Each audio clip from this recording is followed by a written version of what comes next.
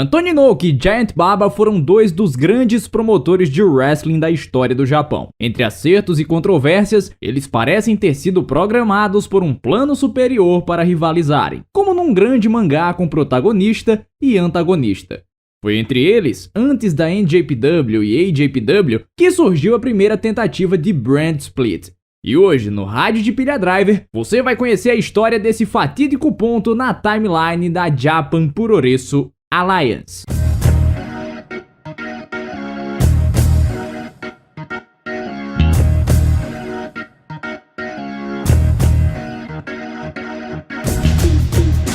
Chega a impressionar, confesso, como o Giant Baba e o Antonio Inoki têm uma trajetória muito similar no Puroresu. Eles chegaram ao dojo da JWA com apenas um dia de diferença. Um chegou ontem, o outro chegou hoje. O Inoki foi pinçado aqui no Brasil, acabou sendo levado pelo Rikidozan embaixo da asa, e o Shohei Baba, por outro lado, era uma estrela do beisebol profissional, chegando a atuar pelo Japão lá no Yomiuri Giants, até que ele sofreu uma lesão no cotovelo e se viu obrigado a abandonar as competições. Por conta desse status dentro do Japão, o Giant Baba recebia alguns privilégios que o Inoki não tinha, como por exemplo, ele ia para o dojo somente para treinar, enquanto todos os outros alunos tinham que dormir lá naquele espacinho acanhado e tinham que praticar todas as atividades do dia, cozinhar e coisas assim. Essa divisão acabou ficando muito clara quando os dois estrearam profissionalmente, mais precisamente no dia 30 de setembro de 1960. O Inoki, como todo bom estreante no Japão, perdeu. A graça de você ver os novos talentos, pelo menos dentro da filosofia do Puroresu, é essa: você acompanhar a progressão dele, que ele vai ganhando novos golpes,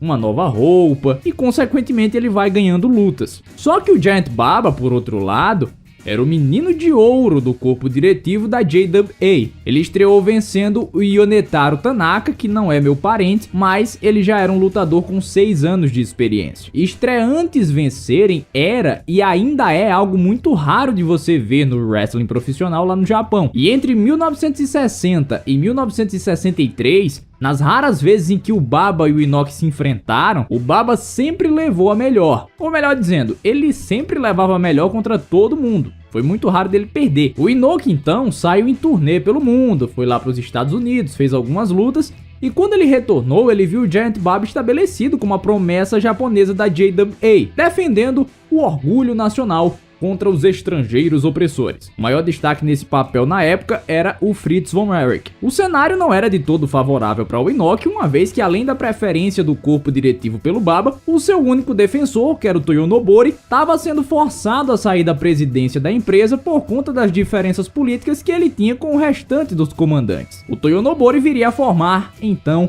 a Tokyo Pro Wrestling, uma empresa que na teoria iria rivalizar com a JWA. Então o Toyonobori apelou para o ego do Inoki. Se o Inoki voltasse para a JWA, ele seria preterido pelo Baba. Já se ele fosse com ele, seria a maior estrela a retornar dos Estados Unidos desde o Rikidozan. E o Inoki foi com o Toyonobori, só que ele só foi para quebrar a cara, porque a empresa não tinha nenhuma possibilidade de decolar, muito porque faltavam talentos tanto nacionais quanto internacionais. É importante que se diga que o Puroresu estava, e por muito tempo esteve, até hoje ainda tem um pouco dessa remanescência, fundamentado na guerra do herói nacional contra o estrangeiro opressor. Os melhores estrangeiros opressores nessa época estavam na NWA, que estava relacionada justamente com a JWA. Então o Inoki, o cão arrependido, se viu obrigado a voltar para a JWA em 1967, porque a Tokyo Pro Wrestling faliu. E quando ele retornou, foi aí que ele finalmente percebeu que a estratégia tinha que ser mudada. Ele se uniu numa dupla com o Giant Baba, e foi assim pelos 4 anos seguintes. Ele se uniu ao Nemesis para que ele não ficasse na sombra dele. É o verdadeiro Stonks. E essa união acabou sendo a declaração oficial de que o futuro do wrestling do Japão estaria naqueles dois jovens. Acabou que essa união fez com que o Inoki também se estabelecesse como uma estrela individual, digladiando popularidade com o próprio companheiro de dupla, que era a estrela máxima. E nisso eles iam acumulando dias como o NWA International Tag Team Champions. Com a chegada dos anos 70, o Inoki começava a conquistar títulos nos Estados Unidos de maneira maneira individual. Ele trouxe consigo para o Japão o NWA United Nations Heavyweight Championship, que seria algo comparado com o que é hoje o IWGP Intercontinental Championship. E foi nesse ponto que a JWA finalmente começou a ganhar dinheiro de televisão com o seu produto. A situação era basicamente a seguinte: os cards eram transmitidos pela Nihon Terebi, a NTV. Só que eles assinaram um contrato com a recém-nascida Nihon Educational Television, a NET. E isso acabou gerando a intrigante brand split, bem antes da proposta apresentada pela WWE. Num acordo para ninguém ficar triste, os cards que contassem com o Giant Baba seriam transmitidos pela NTV. Por outro lado, as lutas e as defesas do United Nations Title, que ainda ficariam um tempinho com o Inoki, seriam exibidas pela NET. Nessa época, a JWA vivia uma situação financeira complicada demais para recusar esse tipo de acordo. Essa foi uma rara boa notícia para os cofres da empresa, que já estavam muito danificados. Num dado momento, eles estavam gastando mais dinheiro para trazer lutadores estrangeiros da NWA do que utilizando esse dinheiro para fazer os próprios talentos. O Anthony Inoki, no começo dessa divisão de brands, tinha uma ideia de promover um card entre esses dois grupos, com a atração sendo um grande enfrentamento entre agora as duas grandes estrelas,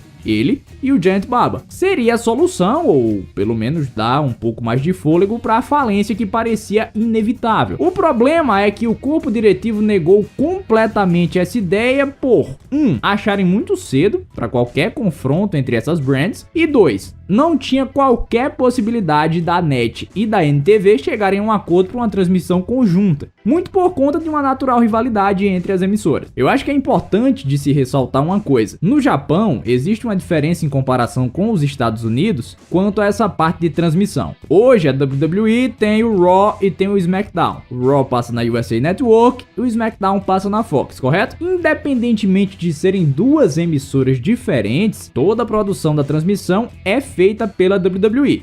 Então o Raw e o SmackDown são do mesmo jeito. No Japão, todo o aparato e todas as técnicas são das emissoras responsáveis pelas transmissões, mais ou menos similar com o que é feito aqui pelo Campeonato Brasileiro. A JWA, nesse caso, vendia os direitos de transmissão, as emissoras que se virassem. Então o corpo diretivo não aceitou, o Inoki ficou revoltado com essa falta de perspectiva da JWA e planejou dar um golpe nessa galera que estava no poder. Ele inclusive chamou o Baba para isso. Só que aí descobriram tudo, passaram o facão e o Inoki foi demitido. O Baba, por outro lado, ficou mais um tempinho, pediu desculpa, e nessa linha da história, cerca de um mês depois, viria a surgir a Shin Nihon Puroresu, ou New Japan Pro Wrestling pra gente aqui. O Giant Baba ficou, mas pouco depois ele percebeu o tamanho da barca furada que ele tava e resolveu sair da empresa para tocar o seu próprio projeto. Saíram junto com ele o Yoshihiro e o Matsuo Momota, filho do Rick Dozan, e acabaram por formar a All Japan Pro Wrestling. Nessa brincadeira eles levaram a NTV com eles. Essa era a primeira brand. E aí, quando a JWA faleceu de uma vez, o Inoki já estava promovendo cards com um relativo sucesso pela NJPW e foi a vez da NET se juntar com a NJPW. Em 1977, a NET mudaria de nome para TV Asahi e eles prosseguem nessa parceria até hoje. Então, oficialmente, a brand split foi levada a um patamar muito maior, de meras divisões dentro de um plantel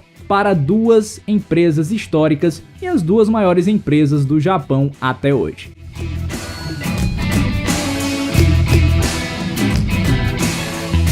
Se você tá ouvindo isso aqui pelo Spotify, você vai me encontrar no YouTube em youtube.com/rádio de pilha driver. Já se você estiver me vendo pelo YouTube, o link para o Spotify tá aqui na descrição, certo? É importante que, independentemente da plataforma, você me siga, curta o conteúdo, compartilhe com os amigos, para que a gente possa alcançar cada vez mais pessoas e possamos espalhar a arte do wrestling profissional por esse mundão, beleza? Tchau, tchau, galera!